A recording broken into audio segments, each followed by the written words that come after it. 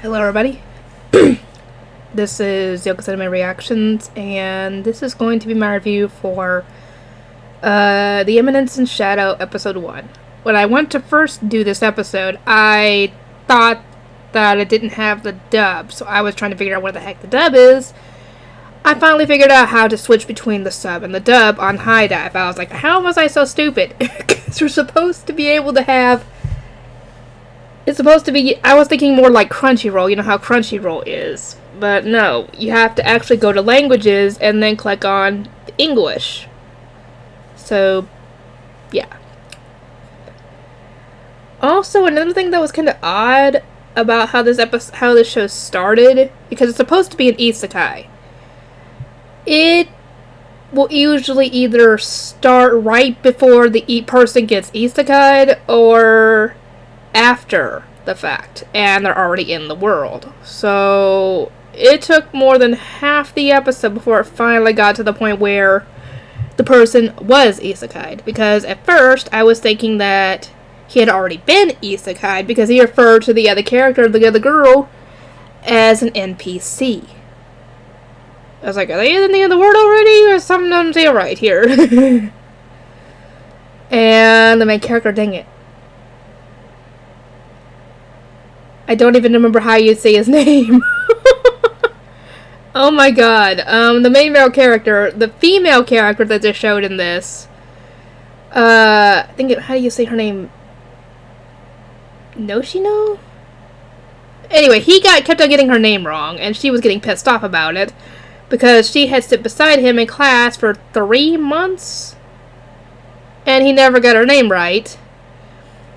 And, yeah, this guy definitely seemed distant, and she would put up a mask around herself, trying to act like how everybody would love her and not hate her.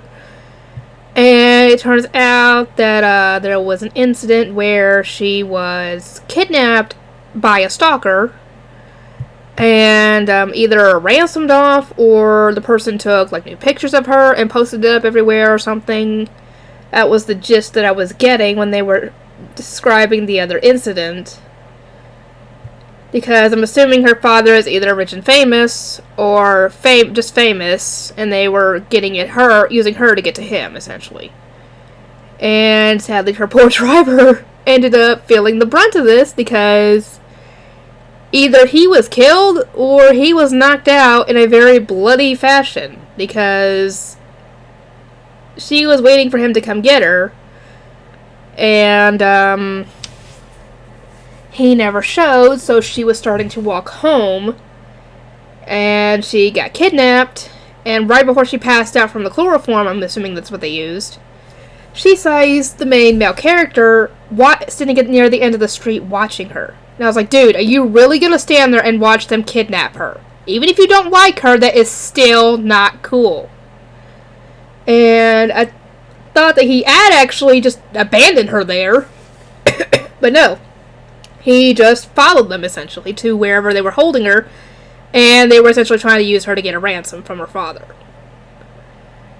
And thankfully, he had stepped in before the guy had tried to take advantage of her. And he took the first guy out quite easily with a crowbar. And the other guy, a military guy, yeah, after a little bit of trouble, he took the guy out quite easily with the way he was using the crowbars, essentially. And I was like, Jesus Christ. I was shocked that the guy was even still alive, considering how many times the guy hit him. And he freed her, and her the police and her father showed up, and her father was able to cover everything up so nobody knew about it, thankfully. And the next day, he ends up getting her name right, and she's so used to him not getting her name right, that she said, no, my name's not Noshino, it's like, wait, he got it right. Anyway,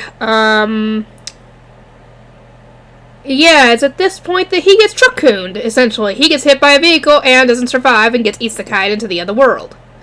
A world of magic and I don't know what else.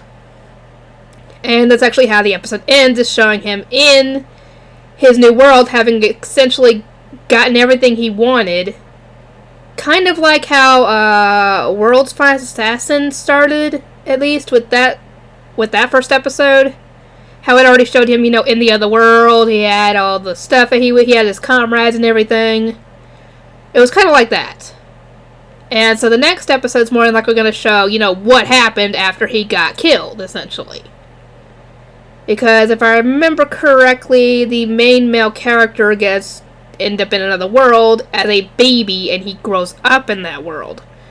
But I'm assuming with his previous memories. I assume.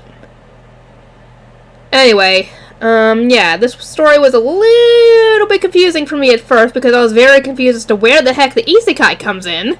Because like I said, it usually starts at the isekai part, or it starts after the isekai part.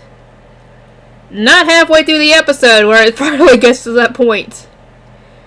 Anyway, I hope you guys are excited to try this show out because some people don't really like me doing Reincarnated as a Sword. I mean, it's probably better for the light novel, to be honest, but we will see on that. Anyway, I hope you guys are excited for more, and I'll see you guys next time.